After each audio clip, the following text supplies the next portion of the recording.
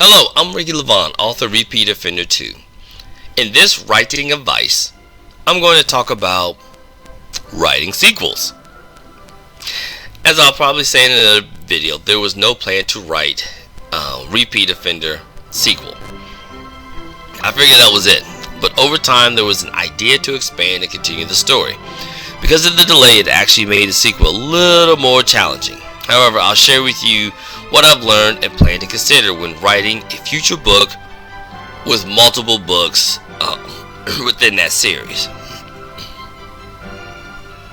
First thing you want to do is decide if you want to write the series from the beginning or early in the process.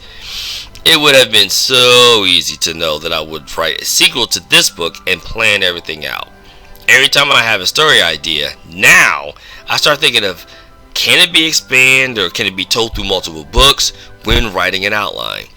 This way everything is set and I'm not scrambling years later, but I know that doesn't always happen like that. So, just in case that's like for you, then the next step is know your material.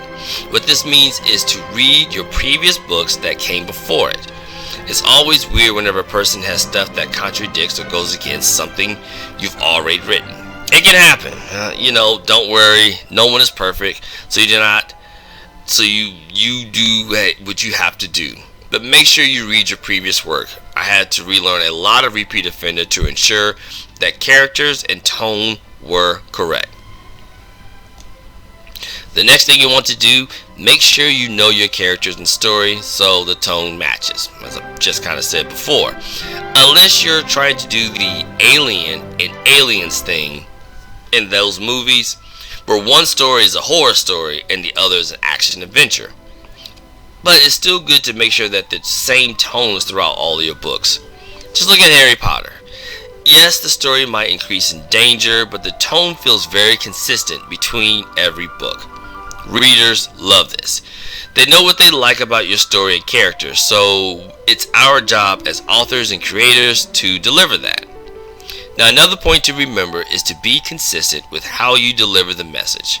The first book for a Repeat Offender series had each chapter being a different hour, so it only made sense for the next story to do the same. Was this necessary? Nope. But does it glue both books to get together? Yup. So, another example of this is the Hunger Games series. It's told very similar in that each book has the exact same number of chapters and is told from the main character's point of view. However, you do have a book series like Game of Thrones, which is told through a series of characters instead of just one individual. Basically, what I'm saying is that you want to tell the best story for your particular series and then stay with that. After all that's been said and done, the next thing for you to do is just write. Have fun and enjoy yourself. If you tell more stories in that series, do so. I'm not going to do it with every book, but there are some that I do plan on making sure to have like multiple books maybe for that particular series. I want to make sure to exhaust what I can from those particular storyline or from that particular series of books and then move on. But make it worth your fans' money and time. They'll love you for it and keep returning to read more of what you're telling. Thank you so much for your support and keep on filling the world with your ideas and stories.